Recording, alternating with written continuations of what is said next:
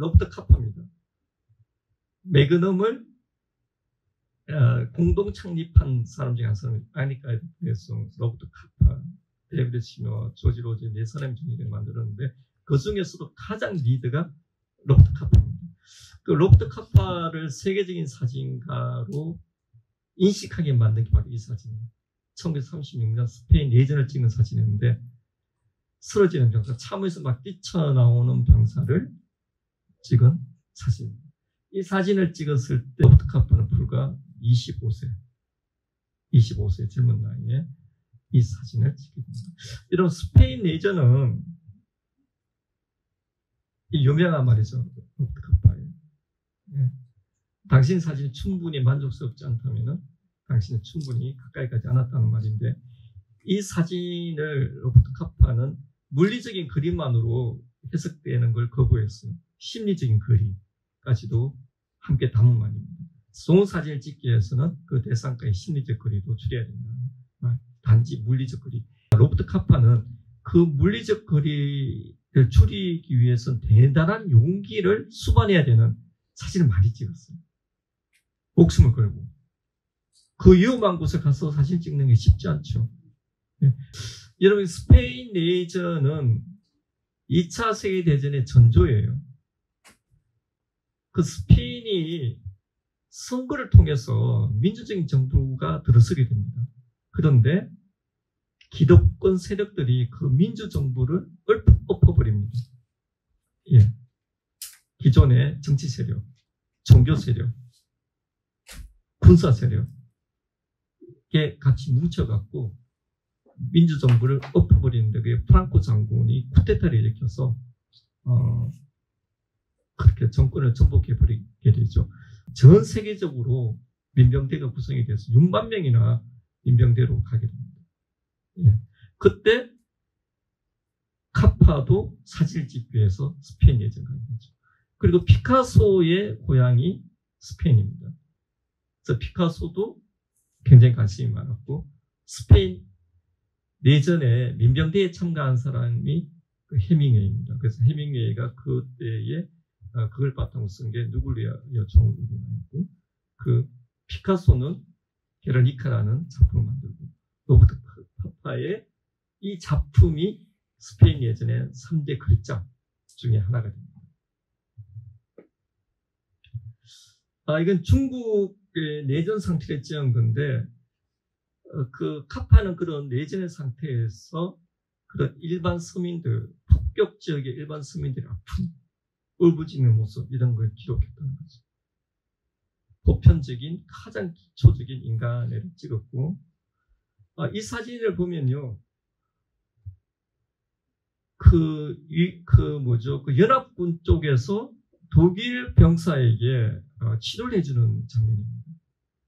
연합군의 위생병이 독일 병사에게 치료를 해주는 장면. 이런 걸 강조했어요. 로버트 카파는. 여기 이 사진이 굉장히 유명한 로버트 카파의 대표작입니다. 2차 세계대전 통틀어서 가장 대표작 하나를 꼽아라 그런 거죠. 노르망디 상륙 작전을 찍은 로버트 카파의 사진입니다. 여러분 이 사진에 찍혀져 있는 위치를 보면 사진가가 어디서 찍었습니까? 해병대가 막 돌격해서 오는데 해병대 뒷공무니를 찍었습니까? 앞에 가서 찍었습니까? 앞에 가서 찍었던 거예요. 사진가가 더 빨리 나갔고 실제 로버트 카파는 공격해 들어오는 그 미 해병대를 찍었다는 거죠. 그럼 로버트 카파는 어디 있었다는 거죠? 연합군과 독일군 그 중간에 있었다는 거예요. 양쪽에 막 총탄이 오고 가는데 그 중간에서 로버트 카파가 사진을 찍고 있었다. 정말 대단한 용기죠. 예. 그런데 아무리 용감무상한 로버트 카파라 할지라도 그 포탄 속에서 손이 떨릴 수밖에 없었겠죠. 예, 그래서 초점이 맞지 않았어요. 요즘 뭐 디지털 카메라, 오토포커스 좋은 거로서 초점을 잘 맞췄을 텐데 그때는 다 매뉴얼이기 때문에 초점을 맞출 수 없을 정도로 죽음을 느끼며 찍은 사진입니다. 그런데 오히려 초점이 맞지 않은 사진이 가장 그 상황을 잘 보여주는 사진으로 대표적이 되었다는 거죠.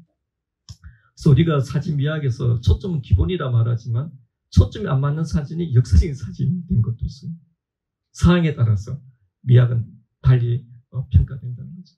Slightly out of focus라고 라이프지에서 그렇게 캡슐을 달았어요. 약간 초점이 나갔다는 거죠. 이렇게 캡슐을 달았는데 한국인 누군가가 이걸 굉장히 의역을 잘했어요. 놀랄 정도로. 어떻게 의역을 했냐면 그때 카파의 손은 떨리고 있었다. 이렇게 의역을 했어요. 이거 우리 한국인의 문학성은 드러나죠. 어떻게 이런, 근데 도대체 이렇게 번역한 사람이 누군가 제가 궁금해서 찾아봤는데 못 찾았어요.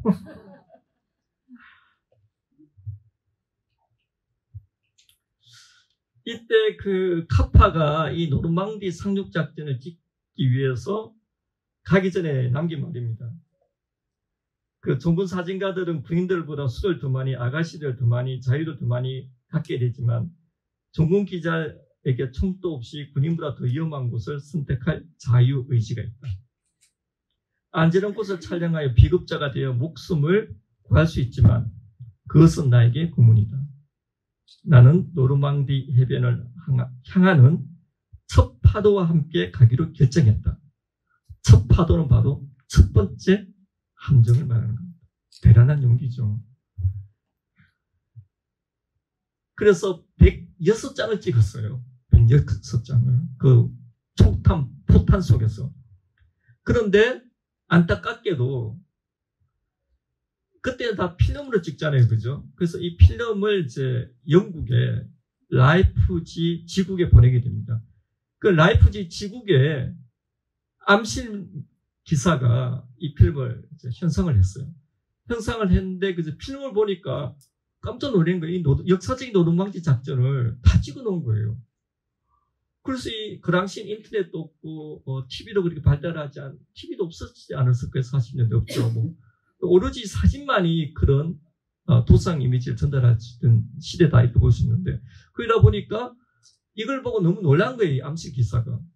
그래서 필름을 형성하고 난 다음에 건조기라는 데 이 기계 장치에 넣어서 필름을 말려야 됩니다. 근데 이 암실 기사가 이 건조기 온도를 너무 흥분한 나머지 너무 올려놓은 거예요. 그래서 그 필름 젤라틴이 다 녹아내려갖고 106장 중에 11장만 남겨놓고 못 쓰게 되었어요. 근데 내가 목숨을 걸고 찍은 이 사진을 이 망쳐버린 암실 기사를 어떻게 해야 됩니까? 어떻게 해야 될까요? 소송을 하든지 아니면 좀 죽여버려야 되죠. 그죠? 그게 보통 사람들의 생각이겠죠. 그래서 라이프지 지국장 로버트 카파, 그 암실 기사 3명이 긴급으로 회동을 하게 되었습니다. 그때 로버트 카파가 라이프지 지국장한테 이런 말을 했어요. 당신이 만약 이 암실 기사에게 이 필름을 망친 거에 대한 책임을 물어서 해고를 한다면 나는 더 이상 라이프지를 위해서 사진을 찍지 않겠습니다. 정말 대단한 사람 아닌가요?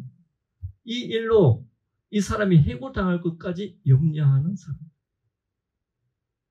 이때 카파가 몇 살일 줄 아세요? 불과 31살입니다. 31살 이런 말 할 수 있다. 대단하죠. 대단한 사람입니다.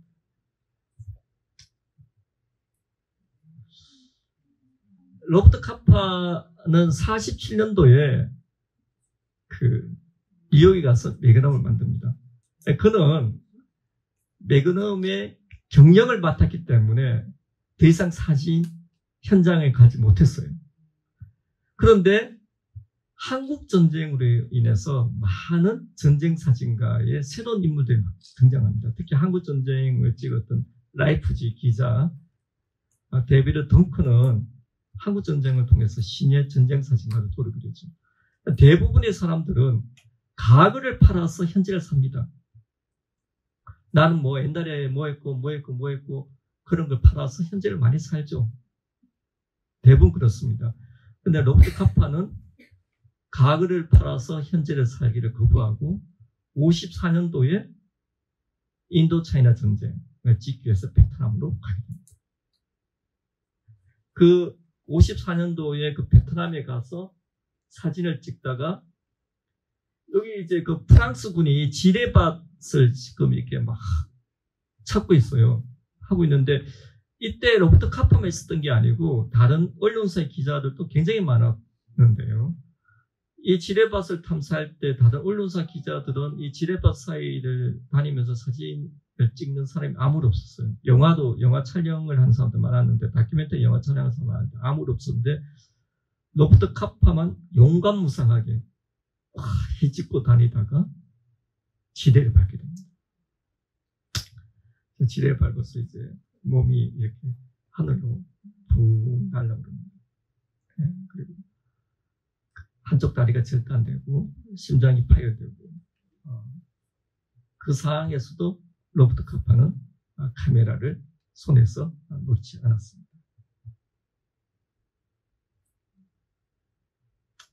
네. 그 카파의 지인인 존 스타인백이 카파의 죽음을 알고 몇 시간 동안 거리를 헤매고 왔다가 남긴 유명한 비문인데요. 카파의 위대함은 두 가지다. 우리 시대에 진실되고 활력이 넘친 사진을 남겼다는 거죠. 그런데 존 스타인백은 그 사진 못지않게 더 강조한 게 있습니다. 그거는 젊은이들 모아서 먹여주고 입혀주고 재워주고 일자리까지 주었다는 겁니다. 그런데 이 카파가 자기가 절대적으로 그 젊은이들을 도와주면서 한 가지 못하게 한 게 있어요. 그건 바로 나의 사진을 따라하지 말라는 겁니다. 대부분 절대적인 영향을 줄 때는 자기 아루를 만들려고 그래요. 그런데 로버트 카파는 나하고 똑같은 사진을 찍지 마. 너의 세계를 만들어 라고 했다. 그게 바로 매그넘의 오늘날 중요한 정신입니다. 매그넘 작가들은 똑같은 사진을 찍는 사진가가 매그넘에는 2명이 필요 없다. 작가 한 명 한 명이 자기의 세계를 구축해 나가는 걸 굉장히 중요하게 생각하고 있는 사진가 에이전시다. 그걸 만든 사람, 그걸 기초했던 사람이 바로 로버트 카파다. 로버트 카파는 불과 41세에 사망합니다. 그렇지만 그가 만든 매그넘이 오늘날 70여 명의 세계적인 사진 에이전시가 되고 그의 뒤를 이어가는 수많은 젊은 사진가, 그의 정신을 이어가는 수많은 사진가들이 전 세계에 활동하고 있다. 정말 대단한 거죠. 그런데 그의 어머니도 대단해요.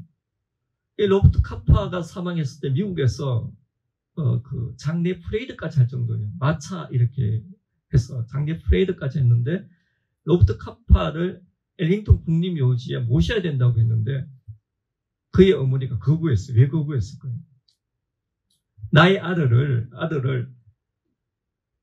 전쟁을 했던 군인들 사이에 같이 묻을 수 없다. 나의 아들은 전쟁을 반대했기 때문에 전쟁 사진을 찍었는데 그 전쟁을 한 군인들 사이에 내 아들을 묻힐 수 없다고 해서 동네의 공동묘지에 로버트 카파를 묻습니다. 그의 어머니가 대단하죠. 그 로버트 카파는 한국하고 굉장히 깊은 인연이 있어요. 그 로버트 카파가 2차 세계대전이 끝나고 난 다음에 그의 사랑하는 여인 잉그리드 버그만과 미래를 즐기면서 할리우드에 있었습니다. 그런데 잉그리드 버그만이 로버트 카파에게 청혼을 했는데 잉그리드 버그만 아시죠? 요즘 20, 30대 모르는데 아카데미 주연상까지 받고 최고의 여인이잖아요. 그 당시 미국 배우로서. 그런데 그 여인의 청혼을 거절했어요. 로버트 카파가. 간이 배 밖에 나간 거죠. 그런데 그 청혼을 거절한 이유가 한국 때문이에요. 한국 때문에. 왜 한국 때문이냐면은 그때 한국이 해방 공간에 굉장히 좌우익의 극단적인 대립 속에서 거의 준전쟁 상황이었잖아요. 그 로버트 카파는 한국에 와서 사진을 찍어야 된다 생각을 했던 것 같아요. 어쨌든 안 가고 있었는데 그래서 그 잉그리드 버그만이 결혼하자 그러니까 나는 한국에 갈지도 모른다. 한국에 가서 사진을 찍다가 죽을지도 모르는데 어찌 결혼해서 애를 놓을 수 있느냐 해서 노해요. 그리고는 뉴욕에 가서 매그넘을 만듭니다. 그는 사랑을 선택하지 않고 매그넘을 선택했죠. 예. 그래서 우리가 살면서 또 포기하고 버리는 게 있으면 또 반대로 얻어지는 게 있지 않았을까. 만약에 로버트 카파 잉글리시 보고만 결혼했으면 어떻게 되었을까요? 매그넘을 만들어질 수 없었을 것이고, 로버트 카파는 할리우드 영화 스틸 사진가도 생을 마감했을 겁니다. 그런데 로버트 카파의 친동생이 코넬 카파의 매그넘의 회원이었고 ICP를 만든 분인데, 이 코넬 카파가 일본에서 그 로버트 카파 전시를 6, 70년대였을 겁니다. 굉장히 크게 전시를 할 때 우리 사진예술을 참관하신 이명동 선생님도 그 전시를 보러 가서 로버트 카파를 직접 만났는데, 그때 로버트 카파가 형 이야기를 하면서 우리 이명동 선생님은 한 말이 있어요. 로버트 카파가 살아생전에 가장 아쉬워했던 게 한국전쟁을 찍지 않았던 것입니다. 한국전쟁을 찍지 않은 게 가장 로버트 카파가 아쉬워했고, 그리고 지나고 보니까 로버트 카파를 인도차이나 전쟁을 내몬 것도 한국이었죠. 한국전쟁을 찍지 않았기 때문에 그는 베트남으로 갔죠. 그래서 그는 한국을 와서 사진을 찍지 않았지만 결혼이라는 중요한 시기에 그리고 그의 죽음이란 중요한 연결고리에 한국이 있다. 이 사진은 매그넘 창립자 중에 한 명인 조지 로즈의 사진입니다. 조지 로즈는 2차 세계대전을 찍으면서 그가 시체 더미의 사진을 찍으면서 그런 상황에서도 사진의 구도를 좋게 하기 위해서 자기가 프레이밍하는 자기 자신을 보고 인간의 그 잔인함에 대해서 하들짝 놀라게 됩니다.